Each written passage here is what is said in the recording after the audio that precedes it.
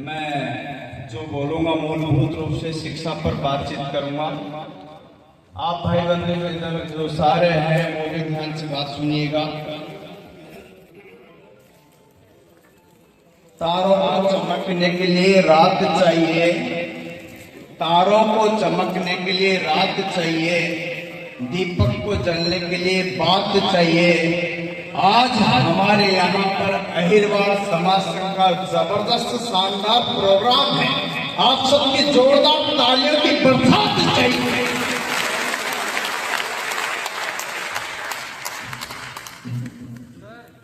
मैं अपनी बात को बाबा साहब को नमन करते हुए, भगवान बुद्ध को नमन करते हुए शुरू करना चाहता हूँ और बाबा साहब के 3 मंत्रों को आपको याद दिलाता हूँ कि शिक्षा वो शेरनी का दूध है जो पिएगा वो दहाड़ेगा। और दहाड़ेगा क्या? क्योंकि बाबा साहब ने कहा था शिक्षित बनिएगा, संगठित बनिएगा, संघर्ष बनिएगा कीजिएगा। लेकिन आज मैं आपको एक और मंत्र देकर जा रहा हूं जिसको आप जरूर याद रखिएगा। शिक्षित बनिएगा, संगठित बनिएगा, संघर्ष कीजिएगा और पाखंडवाद को खत्म कीजिए।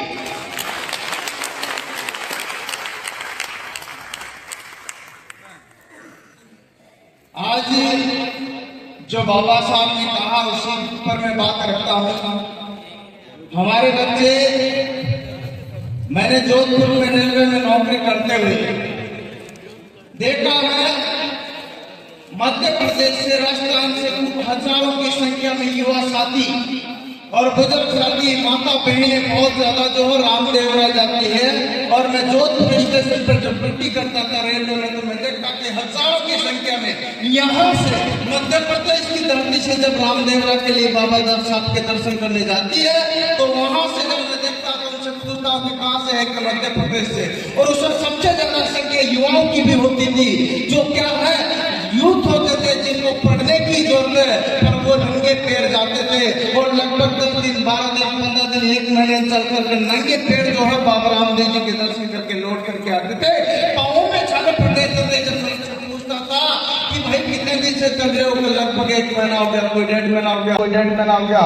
और लगातार कितने घंटे चलते हो कि लगातार चलते 4 घंटे 5 घंटे कहीं सोने का मिलता तो सो जाते, अनेक तो नहीं सो पाते। ऐसी हालात जो है उनकी थी। पर मैंने पूछा कि भाई ऐसा क्यों करते हो? कि भगवान के द्वार पर हम मानते हैं, आता जाइए बाबा रामदेव जी को मैं भी मानता हूँ, मैं भी बाबा रामदेव जी का और बाबा साहब का परम भगत हूँ। पर तुम जो है यहाँ पर नंगे पैर चल कर आते हो, मैं नंगे पैर नहीं जाता, मैं गाड़ी लेकर जाता हूँ, गाड़ी से आता हूँ। ऐसा हालात क्यों? क्योंकि जो है मैंने एक काम किया, आप भी कीजिएगा। वो क्या? उन बच्चों को, उन बच्चों की मिलने वालों को ये बताना चाहता हूँ, यहाँ के बेटे उनको बताना चाहता हूँ, बजाय उम्र जाने के अपने बच्चों को कमरे में बंद कीजिए और लाइब्रेरी ज्वाइन कराइए और कह दीजिएगा कि 10 घंटे 12 घंटे जितने नंगे पैर बात करते थे नहीं नंगे पैर कीजिएगा, आप कमरे में बंद करके जो शिक्षा प्राप्त कीजिएगा और कॉम्पिटिशन की तैयारी कीजिएगा। तो बाबा रामदेव जी स्वयं साक्षात तुम्हारे कमरे में दर्शन देंगे कि बोल बेटा क्या चाहिए तुम्हें, कि क्या चाहिए? कांस्टेबल बनना की तथास्तु, पटवारी बनना तथास्तु, डॉक्टर बनना की तथास्तु, इंजीनियर बनना की तथास्तु, कलेक्टर बनना की तथास्तु, जो बनना चाहिए तुम्हें बाबा रामदेव जी खुद स्वयं आपके कमरे में साक्षात दर्शन देंगे और तुम्हें आशीर्वाद देंगे।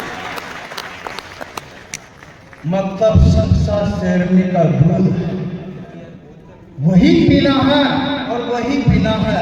मतलब आपको ध्यान रखना है कि हमें पाखंडवाद नहीं, हमें ईमानदारी से बाबा साहब ने जो मंत्र दिया था शिक्षित बनिएगा उसको फॉलो कीजिएगा। कि सारे भगवान आपके कमरे में ना आ जाए तो गारंटी है। मैं आपसे यही कहना चाहता हूँ, हमारी माता बहन बहुत सारा उपवास और व्रत रहती है और जो है भगवान को दूध चढ़ाती है। चढ़ाना ही है ना दूध, अरे दूध ही चढ़ाना, उपवास करना इसकी जरूरत नहीं भगवान को।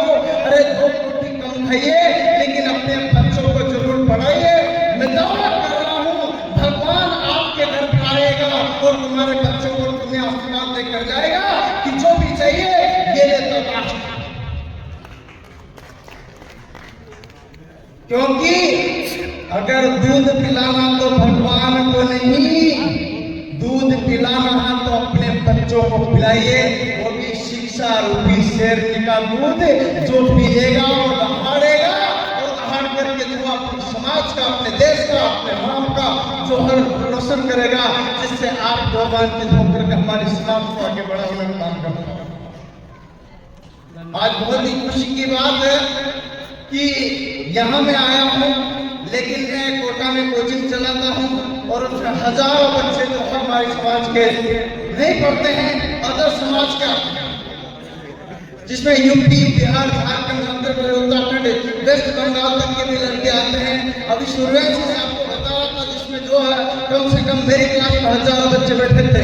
आप भी सर्च कर लीजिएगा, 2 लाख लड़के, 2 लाख जो है यूट्यूब पर सब्सक्राइबर है सर ऑनलाइन क्लासेस नाम से, इसी नाम से जो है वो कोचिंग चला रही मैंने कोटा की धरती पर, शिक्षा की नगरी में, और उसमें हजारों बच्चे जो ऑफलाइन पढ़ते हैं और हजारों बच्चे जो ऑनलाइन में पढ़ते हैं।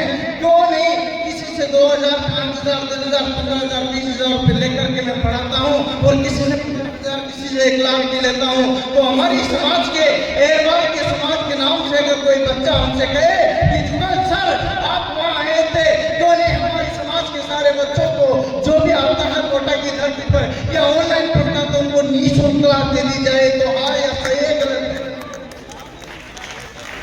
तो आज मेरी तरफ से आपके जितने भी बच्चे एसएससी, बैंक, रेलवे, कांस्टेबल, पटवारी, शिक्षक, फर्स्ट ग्रेड, लेवल 1, लेवल 2, जितने भी प्रकार की तैयारियां करते हैं, उन सभी तैयारियों के लिए मैं कोचिंग कराता हूँ। तो उनके लिए आप ऐप डाउनलोड करके या ज्वाइन करके ऑनलाइन या ऑफलाइन जिस भी प्रकार से मेरे से मदद चाहते हो, मैं करने को तैयार हूँ।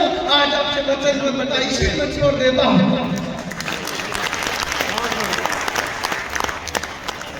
और मैं ही नहीं, मैं हमारे बाबा साहब की देन, जिन्होंने हमें याद होगा कि ये पावर दी है। मुझे याद है 26 जनवरी सन 1950 को जब बाबा साहब संविधान लिख करके अंगीकृत करने के बाद जब लागू करा करके बाहर निकल रहे थे संसद से, तो आचार्य त्रिपाठी जी ने पूछा था कि बाबा साहब आप बड़े खुश नजर आ रहे हो, क्या बात है? बाबा साहब ने एक ही जवाब दिया था कि जिसकी परछाई से लोग डरते थे, आज उसी शिक्षा के दम पर मैंने संविधान लिखा, और संविधान लिख करके हमारे गरीबों को, वंचितों को, अछूतों को, दलितों को वो अधिकार दे दिया कि राजा के पेट में, अब राजा रानी के पेट से राजा जन्म नहीं लेगा। राजा तुम भी बन सकते हो, राजा हम भी बन सकते हो। हमारे जो है वर्तमान में जो है राजा बने हैं हमारे समाज के टेकवाल साहब को मैं दिल से धन्यवाद देता हूँ कि बाबा साहब की वजह से आप बने हो। ये बाबा साहब की देन, सब कुछ बाबा साहब ने दिया। अतः मैं यही कहूंगा कि अगर आप सबको अपने बच्चों को पढ़ाइए और तत्काल नौकरी लगने के उपयोग बता दो, तत्काल नौकरी लगने के क्या उपाय बता दो। अपने बच्चों ने अगर 10वीं पास की है, आपको तत्काल नौकरी लगाना, जिसके 90% अंक आए हैं, जिसके 95% अंक आए हैं, तो डाक विभाग में पोस्टमैन की भर्ती प्रत्येक साल आती है, जिसमें आप जो अपने बच्चे को लाखों की संख्या में आती, हजारों की संख्या में आती, प्रत्येक साल आती फिक्स है, उसमें बच्चों को जो है पेपर नहीं होता, केवल मेरिट बेस पर आवेदन कीजिए, अपने बच्चों को नौकरी दी जाए तत्काल रूप से। ये काम तो हम तो अच्छे जो मेरिट वाले हो कर सकते हैं, उसके बाद वो आगे बच्चे पढ़ना चाहिए तो पढ़ सकते हैं, नौकरी के बाद में किसने मना किया? बाबा साहब ने जितना सारा काम करके 32 डिग्रियां ले ली, और 32 डिग्रियां लेकर साथ साथ में 4 PhD की, और 9 भाषाओं के ज्ञान के साथ जो संविधान लिख करके आज हमें वो अधिकार मिलता है कि हम यहाँ बोल पा रहे हैं, आप यहाँ बैठ पा रहे हैं, और आप यहाँ पे जो है जो भी पदाधिकारी बन पा रहे हैं, ये सिर्फ और सिर्फ बाबा साहब की देन है।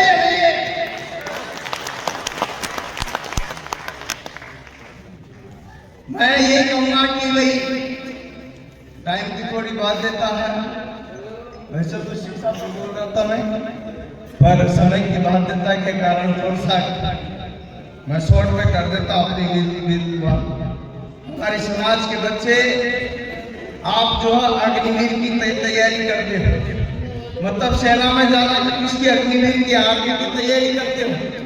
हमें अगर सेना में जाना है तो कम से कम एनडीए की तैयारी करें। एनडीए जानते हो क्या? अरे जिसमें कम से कम अधिकारी बने ऐसी आप तैयारी कीजिएगा।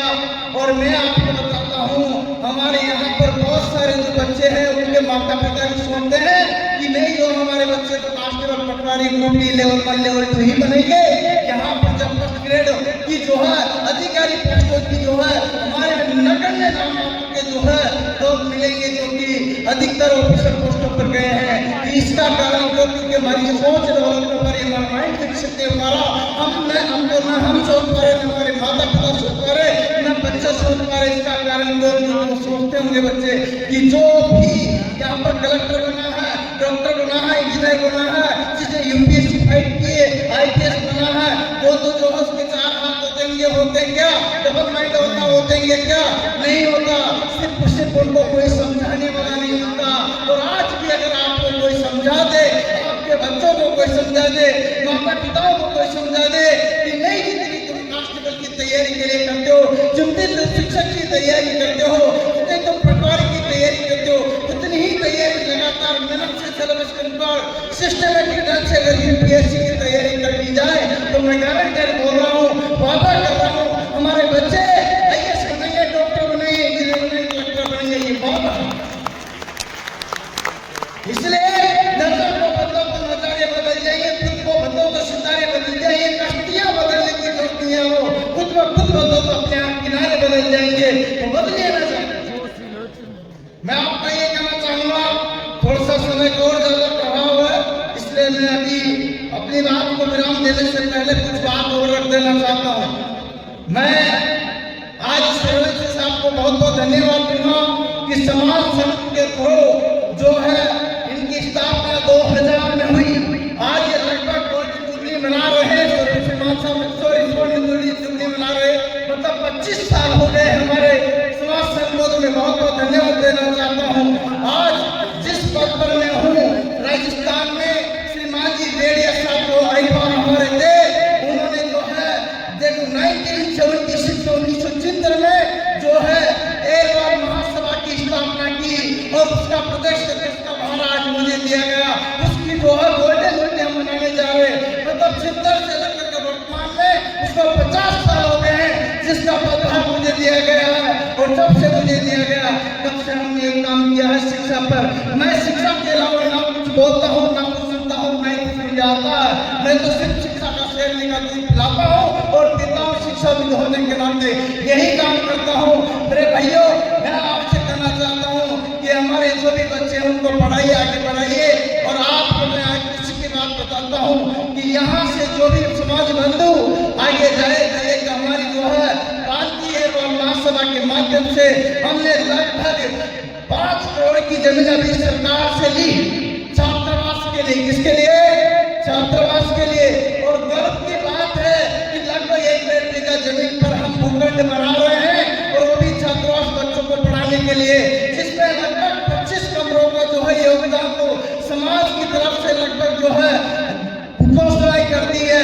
लगभग 2 करोड़ की लगभग जो है घोषणा हो चुकी है और उसमें 60 लाख के लगभग का वर्तमान में समाज ने कलेक्शन कर दिया, जिसका भूखंड का निर्माण कार्य जल्दी शुरू होने जा रहा, जिसमें मैं श्रीमान साहब को और हमारे साथ जो मंत्री महोदय बने बैठे हैं उनसे निवेदन करूंगा कि आपके नगर में जब भी हम प्रोग्राम करें एहलवाल समाज के साथ जरूर बताइएगा सर। ये हमारी जो है समाज यहाँ मध्य प्रदेश में नहीं, राजस्थान में की क्रांति है सर, वो भी आपसे आशा रखती है कि हमारे साथ आइए और हमारे बच्चों को पूरा सम्मान दे दीजिएगा। वहाँ भी यही बात है, हम यहाँ से ही गए हैं, हम भी आपके बच्चे थे, बाबा साहब के बच्चे थे, शेर का दूध पीने वाले हैं, बस उनको भी पिला दीजिएगा।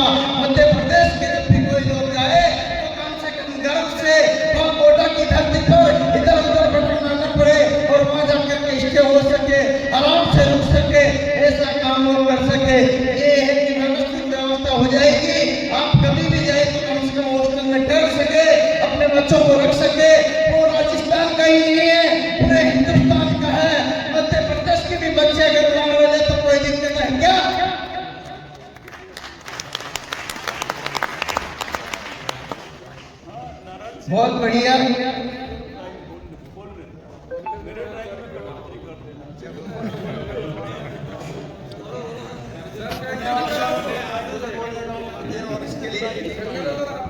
थैंक यू, आप सभी ने मेरी बात सुनी, आपको दिल से धन्यवाद।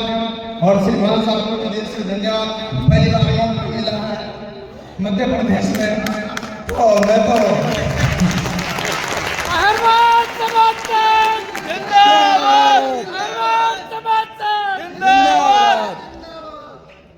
तो मैं यही कहना चाहता हूँ कि हमारे बच्चों के अंदर बहुत पावर है, अपार क्षमताएं हैं।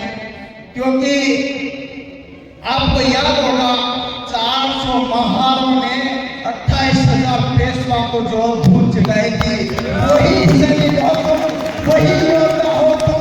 और मैं गारंटी बोल रहा हूँ, हमारे बच्चे उन्हीं योद्धाओं के वंशज है, तो वो डॉक्टर, इंजीनियर, कलेक्टर बन सकते हैं कि नहीं बन सकते? मैं गारंटेड बोल रहा हूँ आपको। और भी आगे बात करना चाहता हूँ, तो आपको इसी के अलावा हमें जो है एक माहौल क्रिएट करना है हमारे बच्चों के लिए पढ़ने का, जिसके आधार पर हमें पढ़ने का अधिकार मिलेगा, वही आपने ध्यान रखना है। तो बच्चे देखिएगा, हम जितने भी यहाँ पर बैठे हैं, सबके बच्चे हम सब मजदूरी करते करते 12-13 घंटे 15 घंटे मजदूरी कर लेते हैं, 10 घंटे मजदूरी कर लेते हैं, घंटे का काम कर लेते हैं, कारीगर का काम कर लेते हैं। क्यों नहीं हमारे बच्चों को ऐसा काम कीजिएगा, वही 12 घंटे शिक्षा के लिए पढ़ा दीजिएगा और शिक्षित करके आगे रहेगा, तो जरूर उनको सफलता मिलेगी। मैं आपसे वादा कर रहा हूँ कि इस प्रकार से अगर शिक्षा का क्षेत्र आगे बढ़ेगा तो हमारी समाज जरूर आगे बढ़ेगा। और अंत में यही कहूँगा कि आप जितना ज्यादा हो सके हमारी समाज में जो भी व्यक्ति जिस भी काम को करता हो, जैसे कोई डॉक्टर है तो हमारी समाज के बच्चों का कम से कम फ्री में इलाज करे, इंजीनियर है तो उस टाइप का काम करे, कोई राजनेता है तो उस टाइप से मदद दे। जैसे मैं अगर शिक्षा पूर्व मैं सिर्फ फ्री में शिक्षा देने की बात करता हूँ, तो मैं श्रीमान साहब से भी निवेदन करता हूँ कि यहाँ जो बैठे अपने अपने हिसाब से जो है सुविधाएं दे और शिक्षा दे और सपोर्ट करे हमारी समाज को। आज श्रीमान जी देखभाल साहब बैठे हैं, चाहे वो किसी भी पार्टी को, बीजेपी हो, कांग्रेस हो, किसी को हमें इससे मतलब नहीं है, हमारी समाज के है, तो हम समाज के बच्चों को जिताएंगे और उसको वोट दिलाएंगे। ये वादा कर रहा हूँ, इससे कोई फर्क नहीं पड़ता, क्योंकि हमारी समाज का भला हमारी समाज का व्यक्ति ही कर सकता। तो मैं चाहता हूँ कि जब भी मौका लगे इन सभी साथ दीजिएगा और हमारी समाज मिल करके हमारी समाज के बंदे का साथ दीजिएगा, तब तक समाज जिंदाबाद थी, जिंदाबाद हो और जिंदाबाद रहेगी।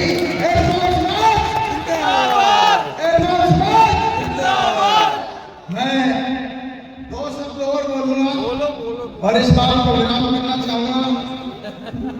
और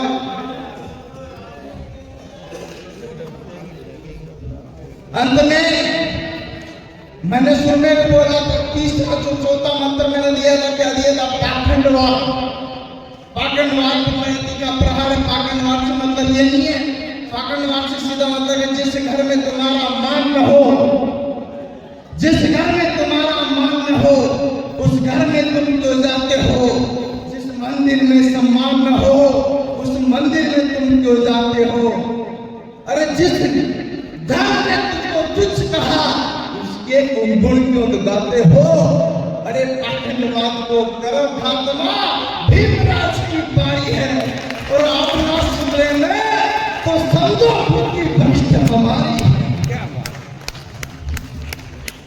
मैं बात को खत्म करता हूं और अंत में यही निवेदन करूंगा कि सभी बंधु शिक्षा की ओर जाइएगा और बाबा साहब ने जो मिशन दिया था उसको साकार कीजिएगा।